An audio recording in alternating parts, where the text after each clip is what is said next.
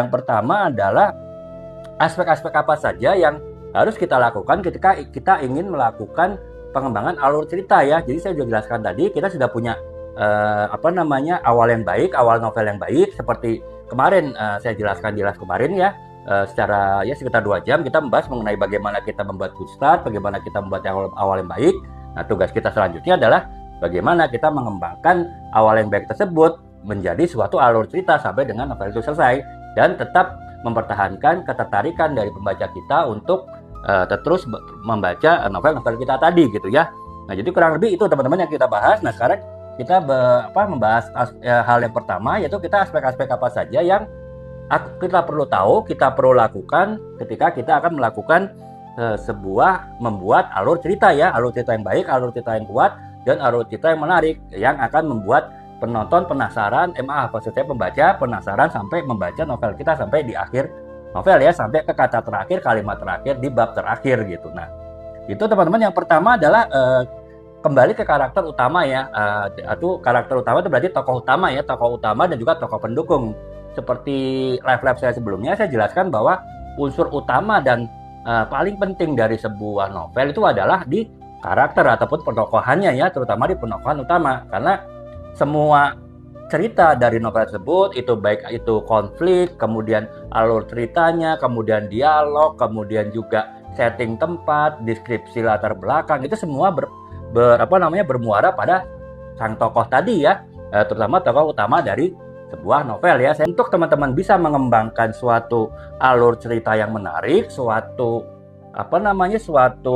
plot cerita yang menarik, teman-teman harus seperti saya jelaskan kemarin ya, teman-teman harus bisa menjelaskan semua tokoh-tokoh tersebut, terutama tokoh-tokoh utamanya secara detail ya. Baik itu latar belakangnya bagaimana, kemudian karakternya seperti apa, pola pikirnya seperti apa, sifatnya seperti apa, itu kita harus jelaskan secara detail ya. Sehingga itu akan bisa memudahkan kita dalam mengembangkan cerita selanjutnya ya. Kemudian yang kedua adalah setelah kita mengembangkan secara detail mengenai karakter masing-masing tokohnya, nah kita juga jelaskan mengenai latar belakang ya, latar belakang tempat. Nah, karena background tempat ini di suatu pesantren, dan pesantren itu kan macam-macam ya teman-teman ya, secara kurikulumnya pun berbeda-beda ya. Ada seperti kalau misalnya di pesantren ini contohnya menjelaskan latar belakang kurikulum pesantrennya seperti apa, kemudian lingkungan pesantrennya seperti apa, bangunannya seperti apa, gedungnya seperti apa, kemudian juga pola hubungan antara santri dengan guru, santri dengan ustadznya, santri dengan kiainya itu seperti apa, teman-teman harus jelaskan sehingga teman-teman lebih mudah lagi mengembangkan cerita berikutnya gitu. Aspek yang ketiga adalah konflik utama ya. Nah, teman-teman harus bisa mengembangkan konflik utama itu dengan baik ya, karena sebuah konflik itu kan pasti ada proses ya teman-teman.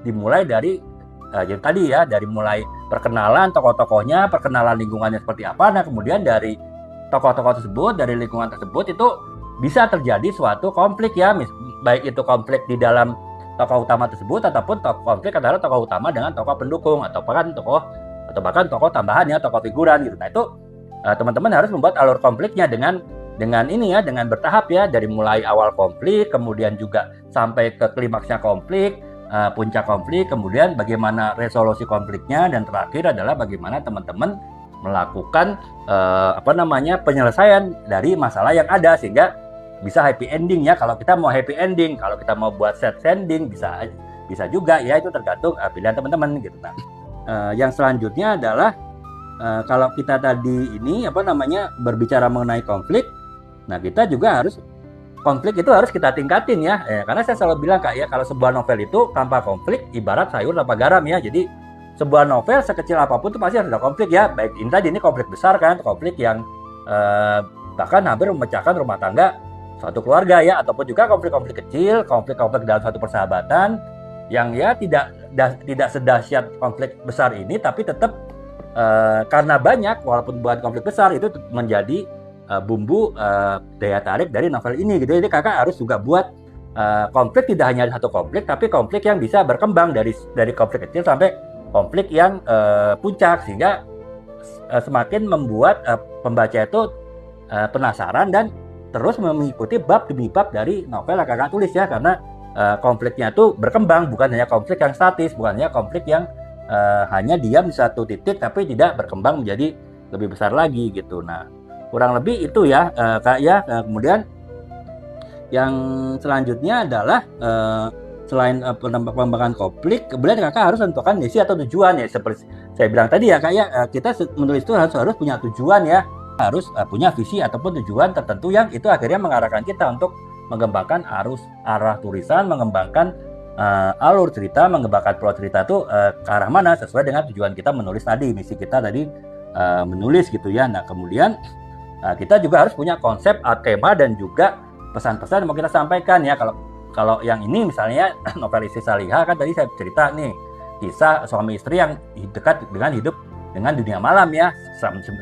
Sejak mereka pacaran itu, bahkan si Adrian melamar Andin itu di sebuah diskotik ya. Jadi teman-teman bisa menilai lah seberapa dekat kehidupan mereka itu dengan kehidupan dunia malam. Ya, tujuan saya ini apa? Bahwa ini kan sebetulnya novel hijrah ya teman-temannya, novel bahwa seseorang itu bisa beralih menjadi lebih baik ya jika mereka mau ya. Jadi saya pesan misi yang saya sampaikan itu bahwa seburuk apapun kita, sejelek apapun kita, tapi kita masih ada jalan untuk berubah, untuk menjadi lebih baik gitu. Apalagi kan ini judulnya Istri Saliha ya.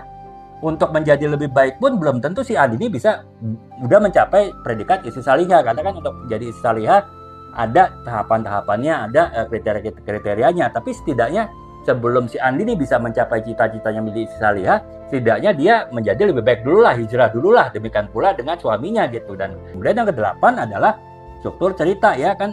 Saya sering menjelaskan struktur cerita itu ada beberapa tahapan ya.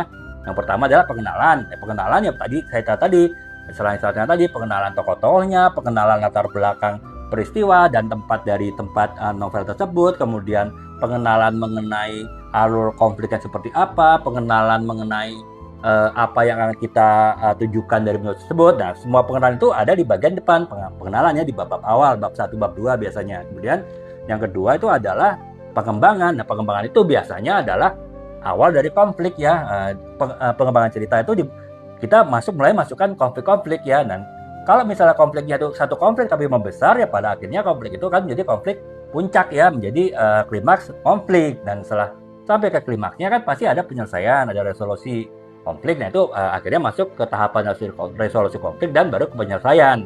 Kemudian yang ke-9 adalah momen penting ya. Momen-momen penting itu bisa teman-teman tentukan ya, teman-teman dalam membuat alur cerita. Nah, kalau momen penting itu ada di novel ini Kak ya. Jadi di novel ini ya ada beberapa momen penting dari kehidupan ini. Berdasarkan ini ya, riset saya ketika saya menulis novel ini, di dalam suatu kehidupan pesantren itu banyak hal yang bisa terjadi ya.